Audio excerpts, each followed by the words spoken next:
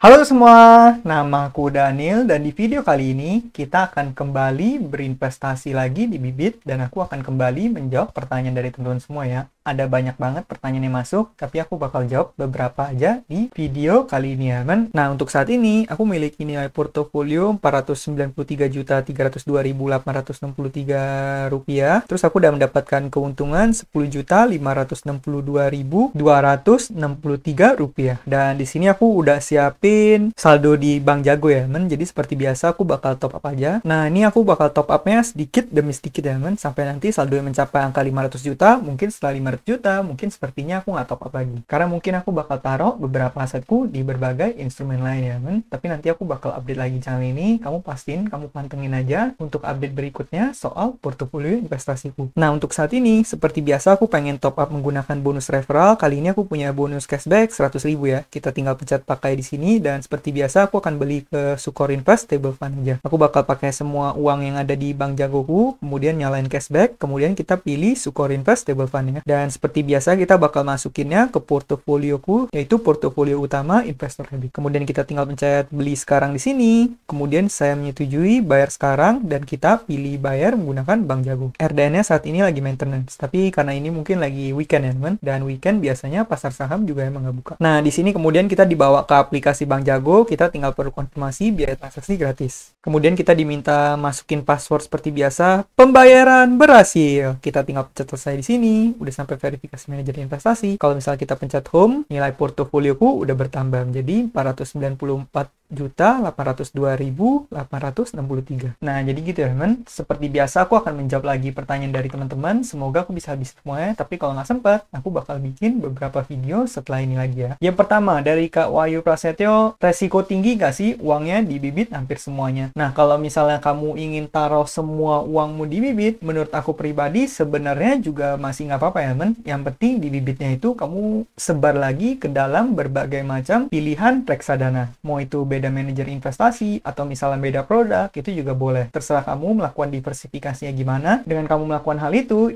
akan jauh lebih baik. Nah, tapi kalau misalnya di sini kamu tanya untuk semua dana yang taruh di Bibit, apakah aman atau enggak? Menurutku pribadi sebenarnya aman-aman aja. Dan juga sebenarnya dengan kita investasi di Bibit, dana kita itu nggak dipegang oleh aplikasi Bibit. Tapi dana kita itu di bank kustodian sesuai dengan yang ditunjuk oleh manajer investasi sesuai produknya yang kita beli ya, kan? Cuma kalau misalnya kamu pengen lebih aman, ya kamu boleh melakukan diversifikasi. Aku pribadi juga melakukan diversifikasi di mana Bibit ini nggak semua danaku ya, men. Aku hanya taruh sebagian dari danaku dan sebagian danaku lagi aku lempar lagi ke berbagai instrumen. Kalau misalnya kamu lihat di channel ini, aku udah bahas banyak banget instrumen. Ada mulai dari P2P juga ada, pernah bahas saham juga, pernah bahas cryptocurrency juga, dan berbagai platform juga bahkan aku reviewin satu persatu. Nah, sebenarnya aku mereview berbagai platform itu salah satu tujuannya juga supaya aku bisa menemukan platform yang oke untuk aku gunakan untuk mendiversifikasikan portoku ya, teman. Jadi selain supaya bisa bantu teman-teman memilih platform yang sesuai, aku pribadi juga bisa menggunakan untuk aku pribadi, di mana aku bisa tahu mana platform yang oke aku taruh uang atau enggak. Jadi aku review satu persatu. Dan bagi kamu yang udah ngikutin aku cukup lama di channel ini, kamu pasti tahu bahwa aku tipe orang yang portofolionya diversified, di mana aku suka banget untuk meminimalisir resiko. Karena secara profil resiko, aku pribadi bukan tipe orang yang agresif banget ya. Walaupun mungkin dari umur aku masih cenderung muda, harusnya lebih agresif, tapi aku tipe orang yang mainnya cukup konservatif dan portonya sangat diversified. Maka dari itu, aku pribadi nggak taruh semua danaku.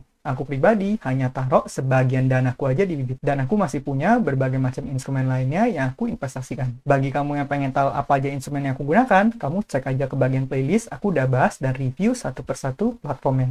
Semoga membantu ya buat Kak Wahyu Prasetyo. Berikutnya dari Kak Siva Fauzia, reksadana obligasi korporatnya apa aja, Kak? Nah, kalau misalnya reksadana yang aku beli saat ini di portofolioku, ini 100% reksadana obligasi. Dan di video tersebut, aku sebutnya reksadana obligasinya obligasi korporat, karena kalau kamu lihat di sini, semua yang aku beli reksadana obligasinya itu obligasi korporat. Contohnya Sukor Invest Syariah Sukuk Fund. Kalau kita buka di sini, kemudian kamu scroll ke bagian bawah, nih kamu bisa lihat ya. Nih kalau misalnya kamu lihat ke bagian bawah, nih kamu bisa lihat Sukuk Simora, Sukuk SMINK, Sukuk SMINKP, Sukuk SMINKP, Sukuk SMPIDL, SMSMII. Nah, ini berbagai macam obligasi korporat. Ini aku bakal buka salah satunya yang kamu bisa lihat yang paling atas, Simora, kemudian masukin kodenya ini. Nih kalau misal kamu search di sini, Mora Telematika ini nama perusahaannya. Kemudian kalau misal kamu scroll ke bawah, kamu bisa lihat berapa bunga yang mereka dapatkan ya teman. Dan kemudian reksadana yang kedua, dana mas stabil. Kalau misalnya kita lihat ke bagian bawah, ini juga reksadana obligasi yang kebanyakan isinya reksadana obligasi korporat. Ini kamu bisa lihat Adikarya, Bukopin, Energi Mitra Investama Obligasi, INKP, Lothar Papyrus, Merdeka Copper Gold, terus juga ada Mora Telematika sama seperti yang tadi. Nah, berarti dana mas stabil juga reksadana obligasi. Kemudian Sukor Investable Fund ini juga sama ya, kan? Kalau misalnya kamu lihat ke bagian bawah, top holdingnya itu juga kebanyakan obligasi korporat. Kamu bisa lihat ada WOMF, SMMF, SMAR. Itu kalau misal kamu pengen beli sahamnya itu juga bisa ya, kan? Nah, kalau misal kamu investasi reksadana obligasi yang sifatnya obligasi korporat seperti ini, biasanya reksadananya pertumbuhannya bakal lebih stabil. Contoh aku buka Syariah Sukuk Fund di sini, nih kamu bisa lihat grafiknya lebih stabil. Tapi walaupun gambar grafiknya lebih stabil, tapi secara profil resiko sebenarnya profil resikonya lebih tinggi ketimbang reksadana obligasi yang obligasi pemerintah ya, kan? Karena kalau misalnya obligasi pemerintah itu 100% dijamin oleh negara, jadi secara resiko menurut aku pribadi lebih kecil. Cuman harganya lebih ada fluktuasinya dikit, dia nggak bakal naik lurus seperti ini karena biasanya mereka masih diperdagangkan di pasar sekunder. Tapi kalau misalnya kamu pengen investasinya buat jangka waktu 3-5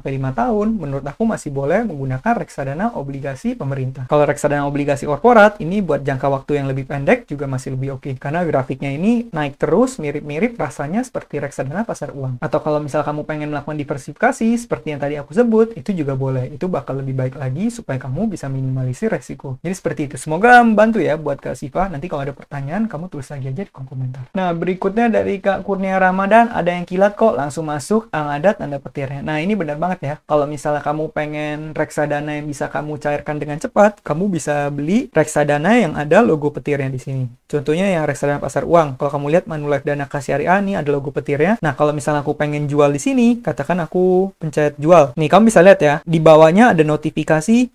Dengan Jago, kamu bisa mencairkan dana secara instan loh. Nah, kalau kamu pencet gunakan di sini, nanti kamu bisa melakukan pencairan instan, di mana kamu bakal langsung secara real time, bakal langsung dapat dananya cair. Cuman, kamu harus mencairkannya ke Bank Jago ya, man. Kalau misal kamu ke BCA, ya nggak bisa. Terus ini juga kamu nggak bisa cairin 100%, kalau nggak salah itu ada limitnya. Harus sisain berapa belas ribu ya, kalau nggak salah. Terakhir aku melakukan penarikan seperti itu. Nah, jadi kalau misal kamu pengen membeli reksadana yang bisa dicairkan secara instan, kamu boleh beli yang ada logo petirnya. Walaupun sebenarnya kalau misal kamu lihat performanya itu kecil banget ya. Kamu bisa lihat returnnya itu bahkan return per tahunnya itu di angka 2,57%. Jadi bisa dibilang returnnya bahkan kalah dari inflasi. Jadi kalau misal menurut aku pribadi sebenarnya ini kurang worth it. Tapi kalau misal kamu tanya kenapa di portofolioku ada ini karena biasanya kalau misalnya aku klaim cashbacknya bakal secara otomatis dimasukin ke Manulife Dana Kas Syariah. Jadi nggak ada pilihan untuk membeli reksadana yang lain. Tapi nanti bakal aku cairin dan mungkin aku bakal pindahin entah beli yang reksadana obligasi ataupun aku pindahin ke bank digital aja. Nah, kalau misalnya kamu pribadi, apakah kamu boleh pakai ini? Menurutku pribadi, ya kamu juga boleh pakai. Itu tergantung kamunya lagi. Cuma kalau aku pribadi, aku hanya menggunakan ini untuk klaim bonus cashback ya, teman. Aku nggak pernah beli dengan kemauan sendiri, itu hanya untuk klaim referral cashback. Nah, berikutnya ini mungkin pertanyaan terakhir yang bakal jawab dari Kak Isan. Kalau rekening penarikan beda nama akunnya sama Bibit, bisa nggak? Nah, kalau misalnya di Bibit ini, sebenarnya kamu enaknya itu, kamu bisa melakukan pencairan kemana aja. Contoh aku pengen mencairin Sukor Invest Syariah Sukuk Fund ini. Kalau misalnya aku pencet jual di sini, kemudian di bagian kanannya ini ada tulisan rekening kamu. Nah, kamu bisa pencet tombol yang ada logo arrow-nya ini ya, men. Kemudian kalau misalnya kamu pencet arrow-nya lagi, nah di sini kamu bisa lihat berbagai macam bank yang bisa aku melakukan penarikan. Dan setiap bank itu pencairannya 2-7 hari. Cuman kalau misalnya kamu melakukan pencairannya banknya beda dengan bank penampung dari produk reksadana tersebut, yang ada kamu bakal dikenakan biaya admin. Ini kamu bisa lihat karena produk reksadana obligasi yang kali ini kebetulan bank penampungnya adalah BCA, jadi kalau misalnya aku tariknya ke BCA, itu gratis biaya transfer. Tapi kalau misalnya aku taruh ke Bank Jago, itu dikenakan biaya transfer. Kalau misalnya aku tarik ke Bank Neo Commerce, dikenakan biaya transfer. Kalau aku tarik ke Cbank, juga dikenakan biaya transfer. Nah, tapi di sini pertanyaannya, kalau rekening penarikan beda nama sama akun Bibitnya, apakah bisa atau enggak? Harusnya sih bisa ya, tapi aku pribadi nggak pernah coba. Mungkin kamu boleh coba untuk nge-add akunnya, walaupun misalnya akunnya beda nama, kamu coba aja. Gimana cara add-nya? Kamu tinggal ke opsi di sini, kemudian kamu pilih ke bagian setting, kemudian kamu pencet ubah akun bank di sini. Nah, setelah kamu masukin PIN, nanti di sini langsung ada list semua bank kamu, kemudian kamu bisa tambah rekening di sini. Harusnya sih kamu bisa add akun apapun ya, asalkan kamu komplit verifikasinya, yaitu verifikasi melalui email dan juga OTP. Tapi untuk lebih meyakinkan, aku rekomendasi kamu coba tanya ke tim supportnya, kamu bisa langsung hubungi di